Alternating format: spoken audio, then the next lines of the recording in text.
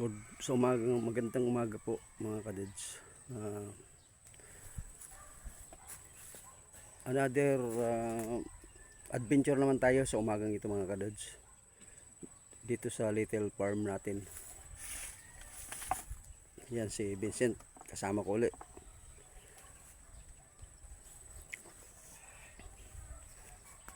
Anak ni Vic Vargas yan.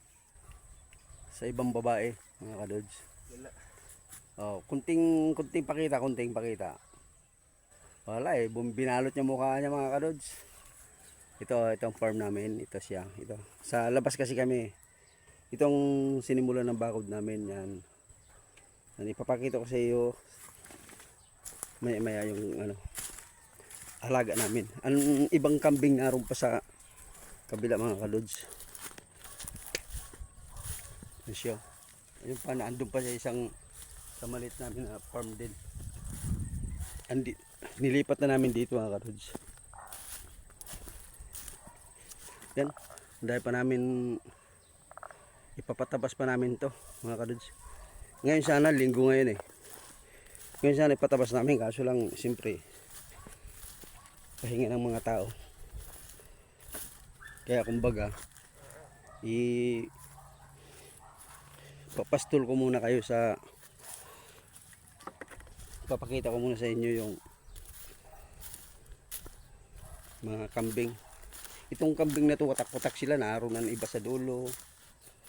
Ito, hindi ko na masyado ipapakita sa iyo yung bahay ng kambing, gawa ng ang ilalim puro tae. Pero nililinis naman namin pag darating namin dito. Yan sila. Yan, watak-watak sila. Sa lawak ba naman itong lugar na to. Ayan, makikita niyo siya. Yan. Yan, may lumabas. Ilan yan sila nga lumabas.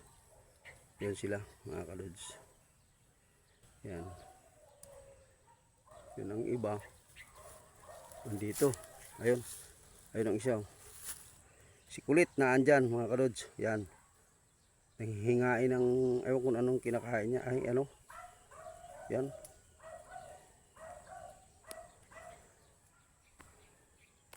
Siya pala mga kadod, ano pala, yung mga kambing pala, hindi sila kumakain ng mga talahib na ganito mga kadods. Ganyan, hindi sila kumakain.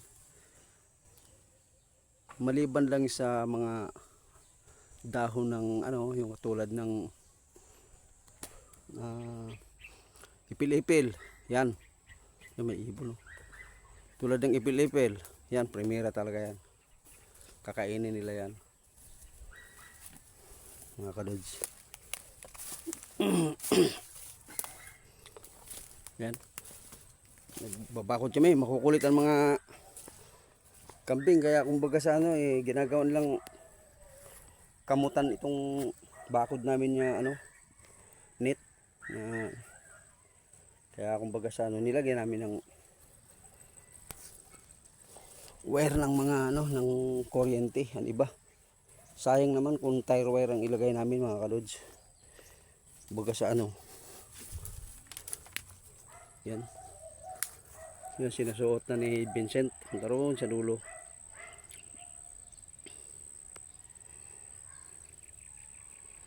Yun. Alaga namin mga kambing mga kadods. May dadagdag pa dyan. Mga 10 siguro sila. Lahat. Pag mag-anakan mga yan mga kadods, marami na yan.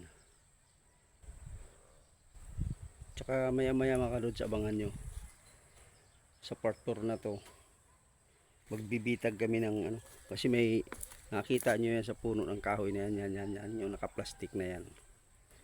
Pituka ng manok yan, binili namin hiningi namin dun sa palengke, para ibitag namin dito sa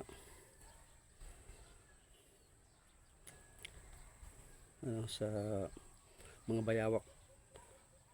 Ano ba mga kadods ang magandang pamain sa bayawak?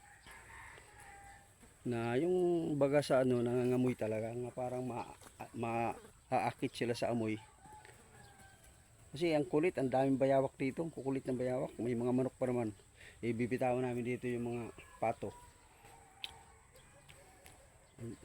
Yung mga pato marami rin kasi yung bandaron yan, yung nakita nyo yung area na yan yan yan